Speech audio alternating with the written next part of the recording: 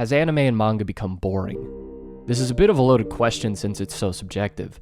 Some of you might be thinking of course not, while others might answer yes with a question as to why they feel that way. The last 4 years have been incredibly interesting given the boom in manga with series such as Demon Slayer, Jujutsu Kaisen, Chainsaw Man, Tokyo Revengers for a period of time, and the still polarizing ending to Attack on Titan. There was definitely a heavy saturation with new series catching the eye of readers all over the world.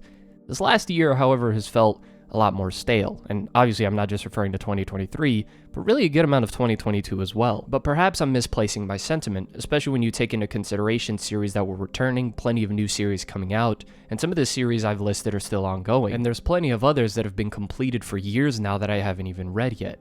So then what is it? Because clearly the answer doesn't lie within the medium itself. I did a video over a year ago talking about my difficulties to watch an anime due to the set pacing it has and my lack of ability to focus when watching one. Even if I think the series is really good, it is impossible for me to sit down and watch an anime on my own. The problem now is I'm having the same issue with manga.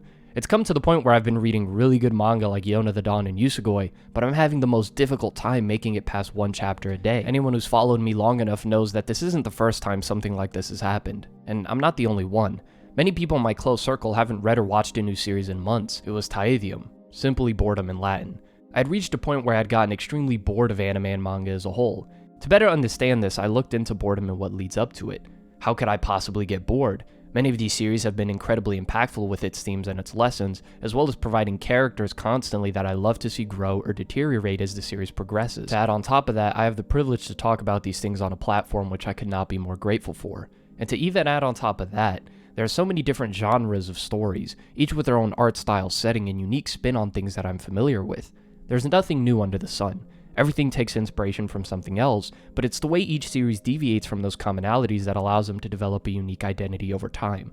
So please stop acting surprised when a mangaka takes inspiration from another one. The point is, how could I possibly get bored with all of these upsides? Boredom itself derives from the simple feeling of being uninterested, taking place in the amygdala and prefrontal cortex, which dictates decision-making and planning.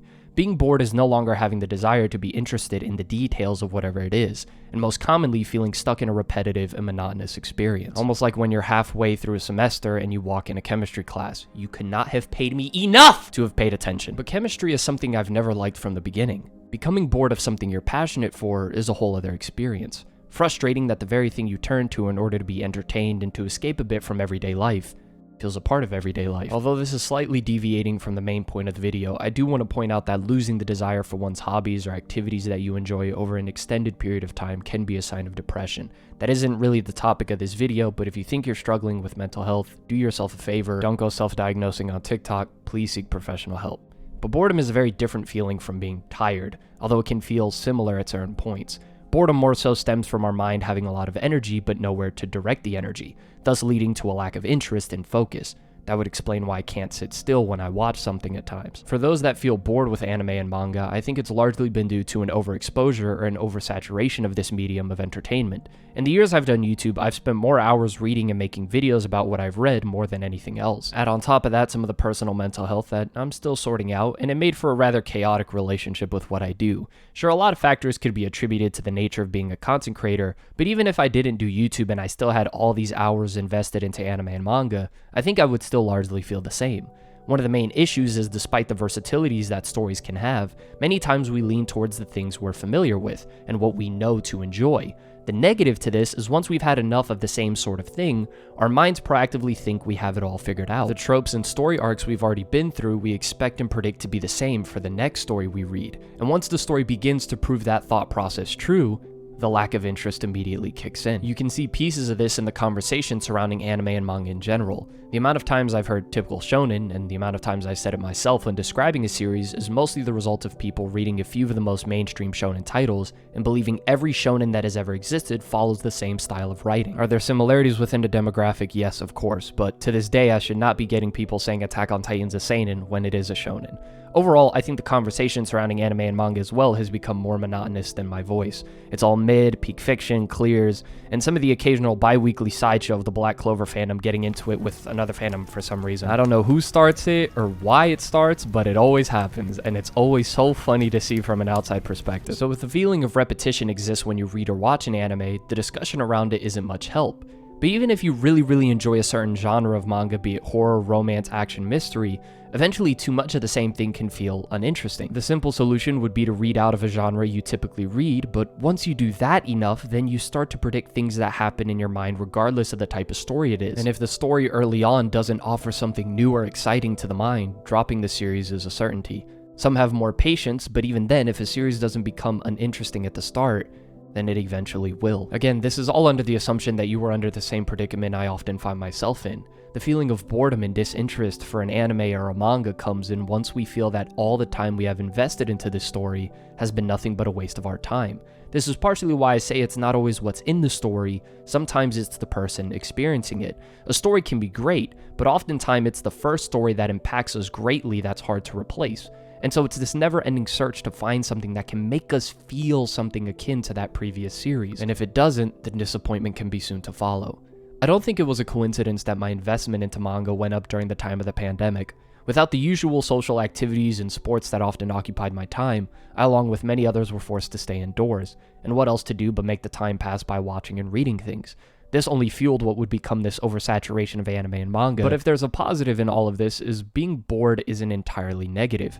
Neuroscientists, in fact, would argue that boredom can lead to more creativity in the mind, since it is searching for something to invest the energy into. We think how this could be better, more engaging, and entertaining, and so it creates something new from the inspirations we have, be it the good or the bad ones.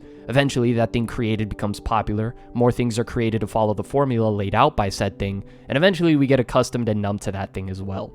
It's a bit of a vicious cycle. To take it a step further, this sort of problem with boredom can extend beyond just our forms of entertainment, but into our daily routine. Whether you're going to school, going to work, no matter what it is, if a large majority of one's time is devoted to something and nothing substantial changes, it can feel stale. After a while, it feels like you're slamming yourself into a brick wall over and over and over again, and hoping for a different result. So if anime and manga has felt largely boring to you, what's the solution? Well, it's balance. One of the biggest issues that I have as a person is I'm a man of extremes. Ask anyone who knows me well enough, and one of the main words they'll use to describe me is obsessive. When I like something or I'm invested into something, I invest myself so much into becoming better at said things or knowing more about it, or having the same 10 seconds of a certain part of a song replayed over and over and over again, that I burn out quickly. The horrible solution I have to prevent myself from becoming obsessive is detaching myself completely, which in turn leads to separation and these long extended breaks from things. But the solution is finding balance. Easier said than done. But when one becomes bored and soon apathetic, it's important to change things up and include other things that can take us away from whatever we're getting bored of. Managing a schedule so we can fill our day-to-day routine with other things, even new things that we might be uncertain that we'll enjoy it or not. If you don't go to the gym, try incorporating that into your schedule. Tired of anime and manga? Try watching live action and movies, or even try books and comics. Go for a walk. Fill your life with things that can give you a breath of fresh air and allow your mind to appreciate the simple things. I find myself enjoying a manga when it's bad more than good recently, because when I'm reading a series, despite it being bad, in my personal opinion, I get to have fun with it. It's a rarer experience for me since you guys tend to recommend a large majority of really well put together series.